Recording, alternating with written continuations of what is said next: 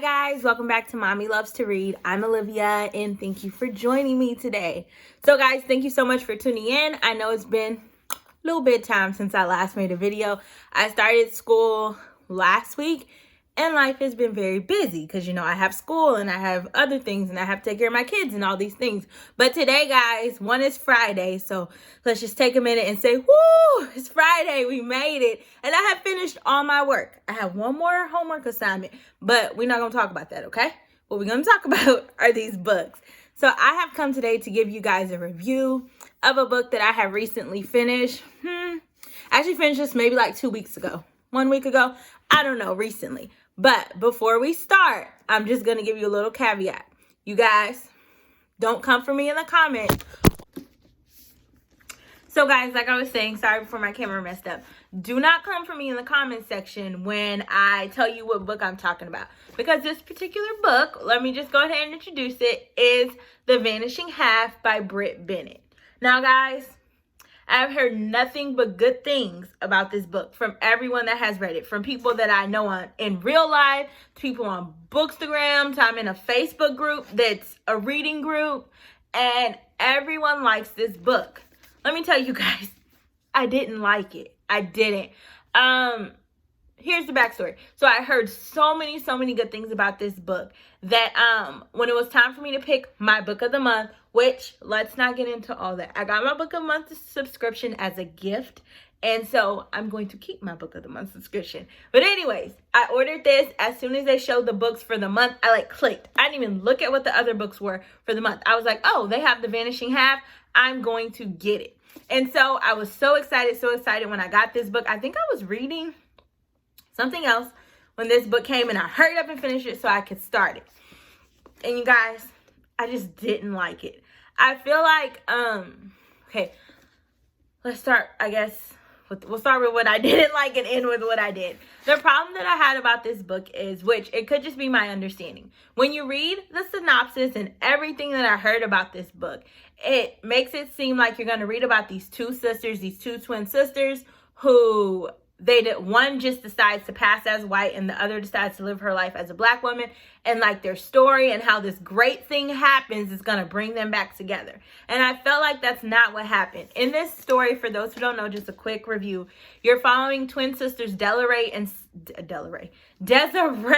Stella. They grew up in a small town called Mallard in Louisiana. At the age of 16, their family kind of starts going through these hardships. The mom tells them you have to quit school and start working. At this point, Desiree had always wanted to leave Mallard. She didn't like it. She didn't like the people, all that thing. But Stella she was very smart, very book smart, but she was just kind of like, this is where I'm at. I'm cool with it. I'm just going to make my life. Well, when they had to start working, it wasn't the greatest situation. Stella was very upset about not being able to finish school. And so at this point, they decided to run away on the night of the Founders Day celebration. They run away to New Orleans, and they obviously have to start working to support themselves.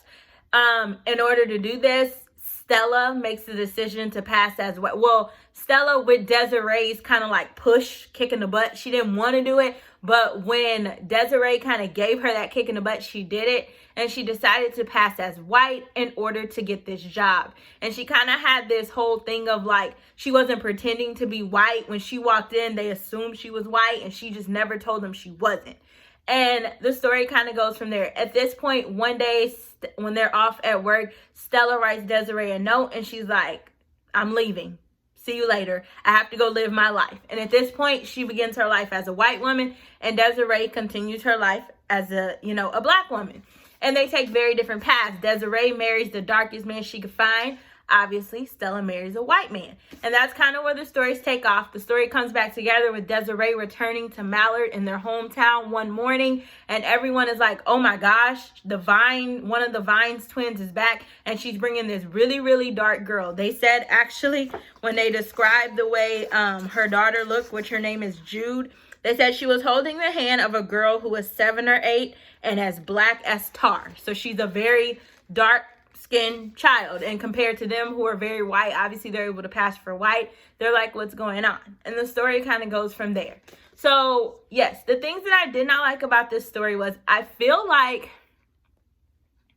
the story did not really follow the parents' lives enough. I feel like I said, the way the story was written and the way I understand it, it was sold to me, was it was going to be this book about these sisters. They go apart. One decides, like I said, to pass as white. One doesn't.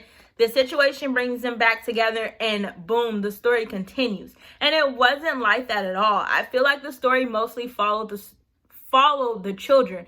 Jude, the daughter of Desiree, and Kennedy, the daughter of Stella. I feel like Jude and Kennedy had more interaction than Stella and Desiree did. And I just feel like I would have loved for Stella and Desiree to communicate. I don't know, maybe if they would have secretly been writing letters to each other.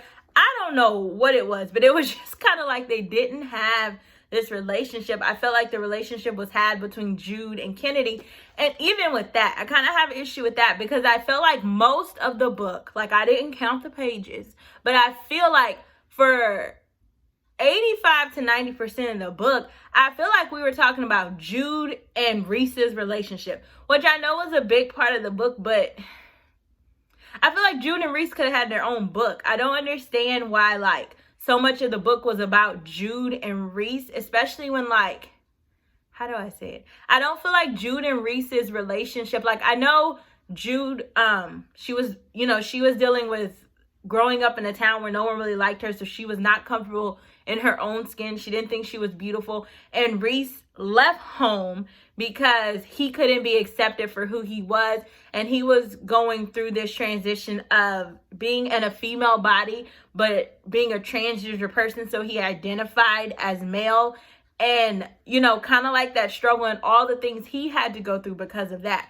And I do think that's a good, there was lessons in here for all of us to learn from that. But I feel like Reese and Jude could have had their own book, because I feel like I didn't learn really enough about Stella and Desiree. I mean, you do hear about how, Desiree's husband, he was abusive, and that's kind of why she left. But when it came to other things, I don't feel like it hit the nail on the head. And then one of the other issues that I have in the book, there's one part in the book where Stella decides to just go ahead and tell Kennedy everything, because she has decided to go home and visit her sister. She's seen how the sister is taking care of the mom, and I guess she just has this light bulb moment, and she's like, you know what? For once in my life, I'm going to be truthful about everything that's going on.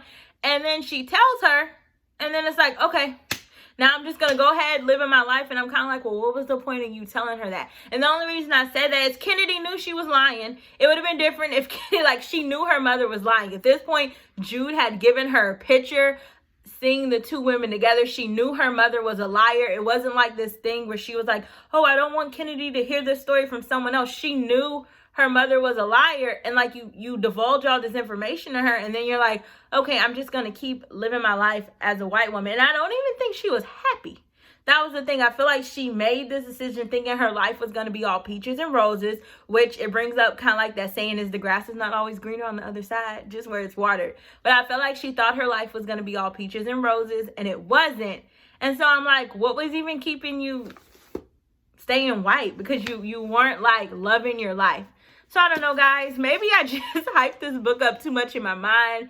So then when I read it, I was let down. But yes, I did not like this book. Honestly, I would give it a 3 out of 5. I do think the topics that were hit in this book were really good. But, excuse me, although this book, to me, this is my own opinion, unpopular opinion, but my opinion. Although this book was, how do I say, sold as a book that really talked about race and really divulged in, I felt like it did, but it didn't really. I just wish the book would have had more about I don't know. I just wish the book would have had more about the two twins. That's what it was. I felt like the story focused so much on the kids, which is not a bad thing. But from everything that I have heard and all the synopsises I have read, is that a word? I didn't expect that. So maybe just I had the wrong expectations. So guys, if you have read this book, comment down below and let me know. Did you like it? Did you not like it? Did you have any issues with the parts that I had issues with? Maybe do you think it's a book that I just need to read again and have a different frame of mind, and maybe it'll hit me in a different way? Like I said, although this book was chock full of good stuff, I just felt like it didn't deliver in the way that I thought it would deliver. So yes, guys, thank you so much for joining me on my video today, my unpopular opinion of The Vanishing Half. Like I said, if you've read this book and you did not like it, comment down below and just let me know what made you not like it. And if you read this book and you absolutely loved it, comment down below and let me know what made you love it. And until next time, guys, don't forget to like and to comment and to subscribe and to hit the notification bell. And I will see you next time. Bye.